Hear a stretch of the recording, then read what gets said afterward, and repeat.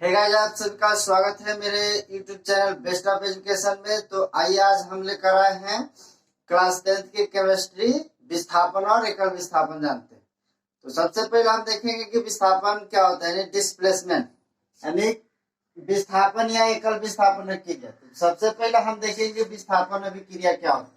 या तो परिभाषा से पहले देख ले या तो हम ऐसा ही बता दें। पहले कह रहे परिभाषा की जब कोई तत्व यानी एक तत्व मान लीजिए कि ए ले लिए या दूसरे तत्व के यौगिक मान लीजिए कि बी हो गया के विलयन से विस्थापित कर खुद उसका स्थान ले लेता है, तब उसे विस्थापन अभिक्रिया कहते हैं। मेरे कहने का मतलब यह है कि जब कोई तत्व होगा, मान लीजिए ए बी हो गया, यहाँ पे सी डी हो गया, तो ये हमारा एक विलयन है। ये तत्व जब इस विलयन से अभिक्रिया करके इसका खुद स्थान ये ले सकता है, तब उसे हम विस्थापन अभिक्रिया कहते हैं। जैसे में कि मान लीजिए कि हमने AC बना दिया और A को बना दिया BD। तो देखिए यहाँ पे जब इस C का स्थान यहाँ पर हमारा इस अभिक्रिया AB के साथ जब CD का अभिक्रिया हुआ, ये मान लीजिए विलयन है, तो हमारा जब AB एक तत्व अभिक्रिया है यौगिक है, तब इसके साथ अभिक्रिया करके AC प्लस BD बना, यानी इसका स्थान ये ले लिया और इसका स्थान ये ले लिया। यही प्रकार है परिभाषा की जब कोई तत्व दूसरे तत्व के यौगिक के विलयन से विस्थापित कर देता है, यानी खुद उसका स्थान ले लेता है, तब उसे हम विस्थापन अभिक्रिया कहते हैं। जैसे कि मान लीजिए यहाँ पर दिया हुआ है फेरस, यानी आयरन बोलते हैं इसको आयरन बोलते हैं, और एक हमारा ये कॉपर सल्फेट है। ये देखिए कॉपर सल्फेट के साथ जब हमारा आयरन किसी, ये देखिए यहाँ पर सबसे पहले AQS और हम यहाँ पे जान लेते हैं कि ये भौतिक अवस्थाओं में चलता है, ये भौतिक अवस्थाओं में चलता है। जैसे S का मतलब होता है सॉलिड, सॉलिड का मतलब हो गया ठोस, जो वस्तु एकदम घना हो, जो स्थान घेरता हो, इसका आकार और आयतन दोनों निश्चित होते हैं, इसीलिए हम उसको ठोस कहते हैं। अब द्रव यानी लिक्विड, हेल का मतलब होता है लिक्विड, जो द्रव है इसका आयतन निश्चित होता है बल्कि आकार अनिश्चित होता है, इसलिए हम इसे द्रव कहते हैं। जैसे अब हो गया गैस, गैस का तो दोनों अनिश्चित होता है, आकार और आयतन। अब कहते हैं एक्यू, यानी एक्यू का मतलब होता है एक्वस सोल्यूशन, यानी जलीय घोल होता है। तो वही यहाँ पर दिया हुआ परिभाषा की जब कोई तत्व दूसरे तत्व के यानी यौगिक तभी होता है जब दो पदार्थ एक साथ मिले होंगे, तब वो यौगिक बनता है। जैसे कि यहाँ पर देखिए ए बी हम बना दिए, तो ये हो गया यौगिक। जैसे कि A प्लस बी को जोड़ दिया हमने, तो बन गया हमारा AB। तो यही हमारा यौगिक बना। यौगिक कब बनता है? जब हमारा दो पदार्थ एक दूसरे के साथ अभिक्रिया करेगा तो एक यौगिक का निर्माण करेगा, उसी को हम यौगिक कहते हैं। जैसे कि यहाँ पर दिया हुआ है फेरस अकेला सल्फेट है, यानी फेरस यानी आयरन हमारा एक पदार्थ है जो कॉपर सल्फेट यानी विलयन के साथ यानी यौगिक के साथ क्या कर रहा है, अभिक्रिया करके एक हमारा क्या बनाया, फेरस सल्फेट यानी आयरन सल्फेट बनाया। और यहाँ पे किसको भी स्थापित कर दिया, कॉपर को। यहाँ पर कॉपर भी स्थापित है। कैसे कि विलयन से जो भी हमारा, ये तो हमारा जलीय घोल है, जब हम फेरस आयरन को इसके साथ मिलाएंगे तो ये बन जाएगा आयरन सल्फेट, और ये हमारा कॉपर का होगा विस्थापित कर देगा। तो उसी तरह से दूसरा एग्जाम्पल है कि जिंक प्लस कॉपर सल्फेट, ये भी एक विलयन है। जितना भी हमारा सल्फेट देखे, जहां भी SO4 देखे, वो सब के सब हमारा जलीय घोल है, सब के सब क्या है, जलीय घोल है यानी विलयन है। उसी तरह से हमारा जिंक प्लस कॉपर सल्फेट, ये भी जलीय घोल है। इसके साथ भी क्या हुआ कि जिंक को जब इसके साथ अभिक्रिया कराए हम कॉपर सल्फेट के साथ, तो ये सब के सब क्या हो गया, जिंक सल्फेट बन गया प्लस कॉपर को विस्थापित कर दिया। यानी विस्थापन का मतलब होता है कि विलयन से हमारा एक पदार्थ को बाहर निकाल देना। तो उसी तरह से लेड के साथ हमने कॉपर क्लोराइड को जब किया तो लेड क्लोराइड बन गया, और यहाँ से इस विलयन से हमारा किसको विस्थापित कर दिया, तो कॉपर को। उसी तरह से कॉपर प्लस जब एल्युमिनियम नाइट्रेट के साथ किए तो ये हमारा विलयन है, तो ये जब होगा तो ये तत्व जो क्या है, ये सिल्वर नाइट्रेट यानी चांदी है, तो ये हमारा क्या हुआ, ये कॉपर के साथ विस्थापित ना हुआ बल्कि ये हमारा सिल्वर क्या हो गया, विस्थापित हो गया और कॉपर नाइट्रेट बन गया। इस तरह से हमारा ये विस्थापित अभिक्रिया है, जो कि हमारा फिर से एक बार समझा रहे हैं कि जब कोई तत्व दूसरे तत्व के यौगिक के साथ, यानी जब ये तत्व मान लीजिए कि ये एक तत्व है, ये हमारा पास यौगिक के तत्व कॉपर या सल्फेट ले ले हम, ये एक तत्व हो गया, यानी कॉपर एक तत्व, सल्फेट और ऑक्सीजन, इन तीनों में से हमारे पास जिससे भी स्थापित होगा वह यानी उसका स्थान ले लेगा। यानी किसका स्थान यहाँ पर लिया है इसने, इसका स्थान किसने ले लिया, तो फेरस यानी आयरन का। तो ये हमारा क्या हो गया, विस्थापन अभिक्रिया हो गया। इसका स्थान कहाँ चला गया, अंत में, तो ये हमारा क्या हुआ, इसके स्थान से कॉपर को विस्थापित करके ये खुद उसका स्थान ले लिया, यानी अपना स्थान ले लिया, बनाने के लिए दूसरे को बाहर कर दिया और अपना स्थान ले लिया, तो हम उसे विस्थापन अभिक्रिया कहते हैं।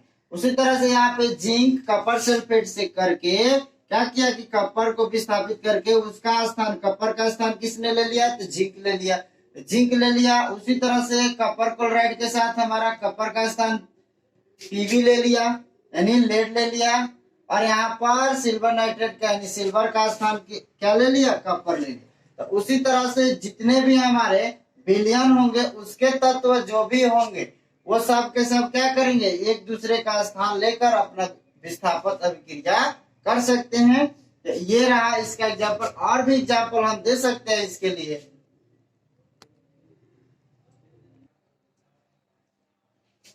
तो आइए अब देखते हैं, इसका नोट है कि विस्थापन या एकल विस्थापन कह रहे हैं कि अधिक क्रियाशील धातुएं यानी अधिक क्रियाशील धातुएं अम्लों के साथ अभिक्रिया कर अम्लों से हाइड्रोजन को विस्थापित कर देता है। कहता है कि जब ज्यादा से ज्यादा अभिक्रियाशील धातु होंगे उसको जब हाइड्रोजन क्या करेगा कि हाइड्रोजन से विस्थापित करेगा। यहाँ पर देखिए दिया हुआ है कि जब हम आयरन प्लस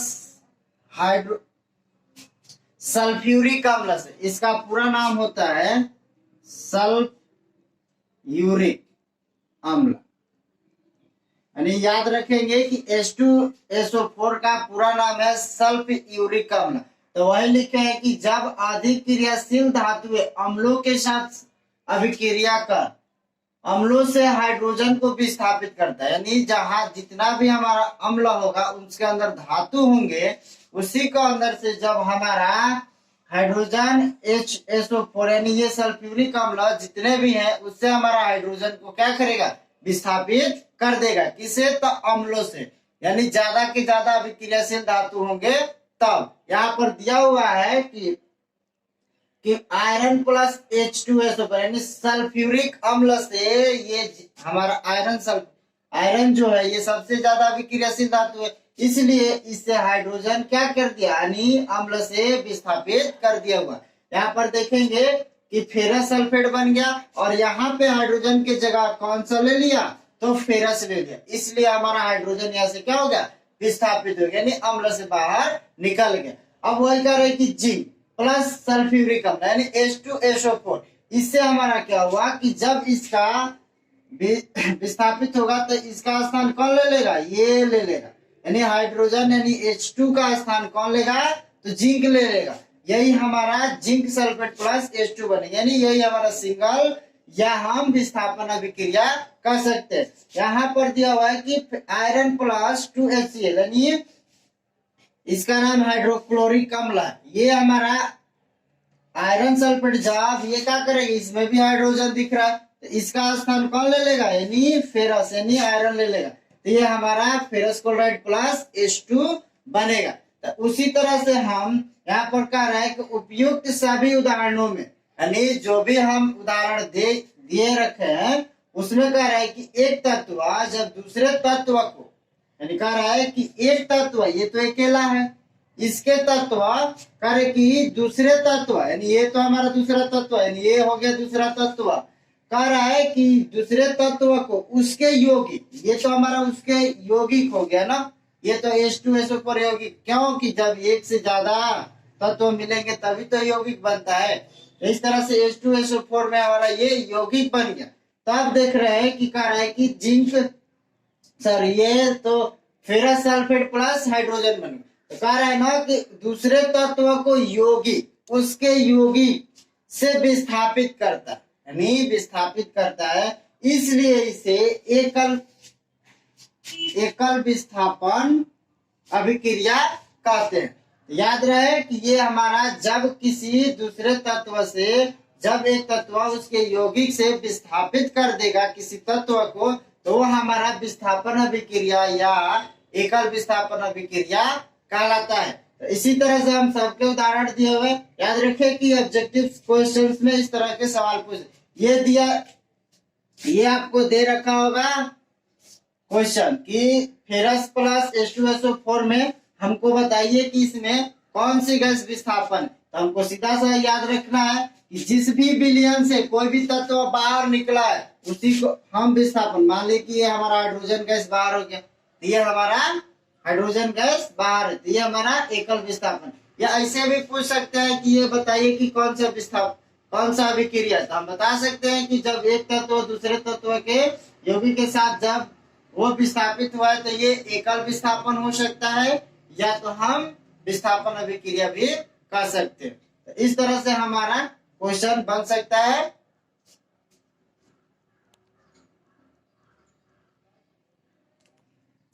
तो ये वीडियो आप लोग को अगर पसंद आया तो ज्यादा से ज्यादा लाइक और शेयर और सब्सक्राइब करना ना भूलें। तो ये इसी तरह से हम अगले भी वीडियो देते रहेंगे आप लोग। क्लास 10th के फिजिक्स, केमिस्ट्री, बायो, इस तीनों साइंस की जो भी जितने भी बुक है हम उसकी आप लोग को अलग अलग करके वीडियो देते रहेंगे। तो के लिए धन्यवाद, थैंक यू। तो आइए, एनपी का मतलब होता है कि ध्यान दीजिए, यानी नोट बुक। अब यहाँ पे ध्यान देने वाली बातें ये कि कह रहा है कि देखिए, धातुओं के सक्रियता श्रेणी में ऊपर स्थित धातु जो होते हैं, यानी कह रहे हैं कि जो हमारा सक्रियता श्रेणी होता है, ये कह रहा है कि देखिए यहाँ पर जो इसके, यानी मान लीजिए कि यहाँ 0, यहाँ हम शुरू कर दे 1 2 3 4 ऐसे करके 5 6 7 और यहाँ पर नीचे चले जाए। तो कह रहा है कि यहाँ पर देखिए कि धातुओं के सक्रियता श्रेणी में ऊपर स्थित धातु होते हैं, जो धातु होते हैं नीचे स्थित धातु को उसके यौगिक के विलयन से विस्थापित करता है। याद रखेंगे कि जितने भी धातु होते हैं ऊपर की तरफ, तो नीचे वाले धातु होते हैं उसके विलयन से ये हमेशा विस्थापित करते रहते हैं, ये हमेशा विस्थापित हो जाते हैं। तो इसी तरह से हमको याद रखेंगे कि हमेशा याद रखिएगा लोग कि जितना भी जलीय विलयन है, जितने भी जलीय विलयन है उसमें आप लोग का जितने भी धातु होंगे वो सब के सब विस्थापित होंगे। जैसे कि ले लिए H2SO4, CuSO4 ले लें। इस तरह का हमारे पास जितने भी धातु मिलेंगे, यानी जितने भी विलयन मिलेंगे, सब के सब, इसमें तो हमारा हाइड्रोजन हो जाएगा, इसमें कॉपर हो जाएगा। उसी तरह से मान लीजिए कि सिल्वर नाइट्रेट हो गया, ये हो गया, ये सिल्वर नाइट्रेट हो गया। अब इस तरह से हमारे जितने भी, तो यहाँ से ये विस्थापित हो जाएगा, नाइट्रेट आपको दूसरे विलयन बन जाएगा। इसी तरह से हमारा हर एक तरह से धातु विस्थापन अभिक्रिया में ऊपर वाले से नीचे वाले में करते रहते हैं।